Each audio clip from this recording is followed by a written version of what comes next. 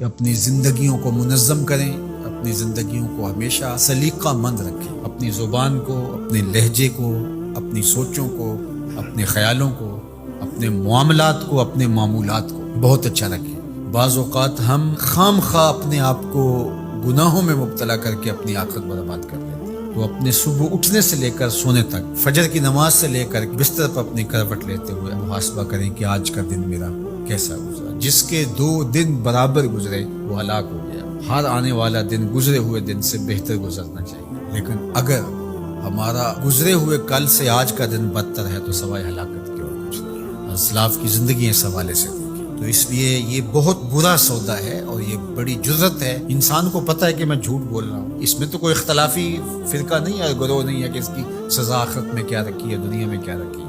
انسان کسی سے حسد کر رہا ہے، بغض کر رہا ہے، دشمنی رکھ رہا ہے، کسی کو گالی دے رہا ہے، سب کو شتم کر رہا ہے، کسی کا مال ہڑپ کر رہا ہے، کسی سے زیادتی کر رہا ہے، رشوت لے رہا ہے، یہ جو کچھ بھی ہماری زندگی میں اس شب و روز کے معمولات ہیں جو ہم کر رہے ہیں، یہ تو کوئی اختلافی مسئلہ نہیں ہے کہ جس کے بارے میں وہ کہا کہ مختلف اقوال ہوں کہ آپ نے اس فرقے پہ اور اس گروہ پہ اور اس مسلک پہ بات کر لی کہ نہیں ہمارے مسلک میں یہ جائز ہے۔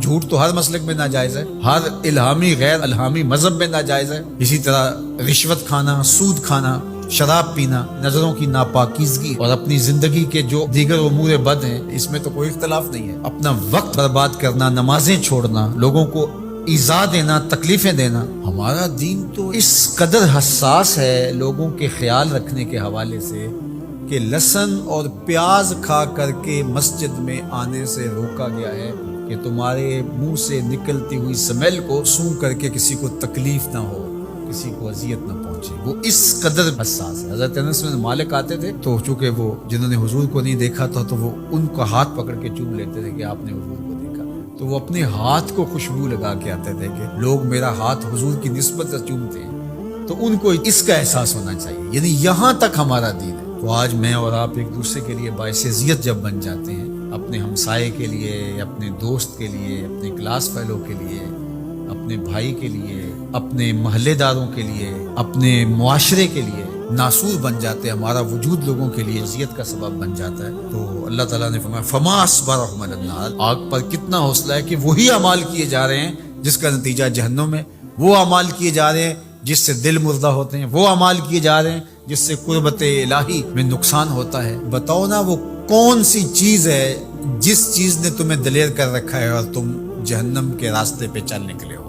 وہ دولت ہے، حسن ہے، جوانی ہے، اقتدار ہے۔ وہ چیز کیا ہے جس چیز پہ تم ناز کر کے اپنے رب سے دور ہو کے جہنم کا ایندھن بننے کے لیے تیار ہو گئے؟ کتنا حوصلہ ہے لوگوں کا، کتنی ڈٹائی سے کہہ دیتے ہیں یہ جہاں مٹھا اگلا کس نے ڈٹا۔ کوئی کہتا کوئی بات نہیں، کر لو جو کرنا، آخرت میں توبہ کر لیں گے۔ توبہ کی امید پر گناہ کا کرنا یا ڈٹائی کے ساتھ گناہ پہ گناہ کیے جانا، اپنی بد اعمالیوں کی کوئی توجیہ کر لینا، مختلف شیطان کے فریب ہیں، مکر ہیں، وہ آپ کو مختلف طرح سے پھانس لیتا ہے، ہم اس کی کوئی توجیہ کر لیتے ہیں، اس کی کوئی صورت گری کر لیتے ہیں۔ مطلب کیا؟ جب اللہ کی کتاب سے ہم انحراف کریں گے تو اللہ توفیقات خیر سلب کر دے گا۔ یہ جو لعنت کا لفظ آپ نے سنا، تو لعنت کا کیا مطلب ہے؟ لعنت کا مطلب ہے کہ رحمتوں سے محروم کر دیا جانا۔ عرب کہتے ہیں جب وہ اپنی اولاد سے ناراض ہو جائیں یا کسی سے ناراض ہو جائیں بڑا، تو وہ کہتا ہے کہ میں تمہارے لیے دعا نہیں کروں گا، تم میری دعاؤں سے آج کے بعد محروم ہو گئے۔ بلکہ میں نے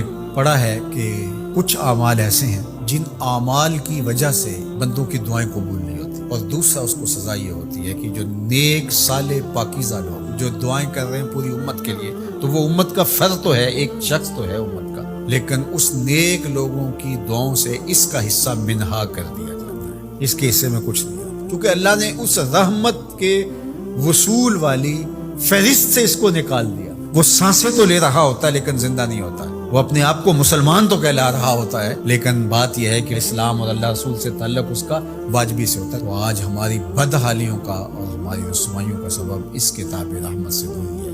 اللہ کتاب رحمت سے جڑنے کی توفیق دے۔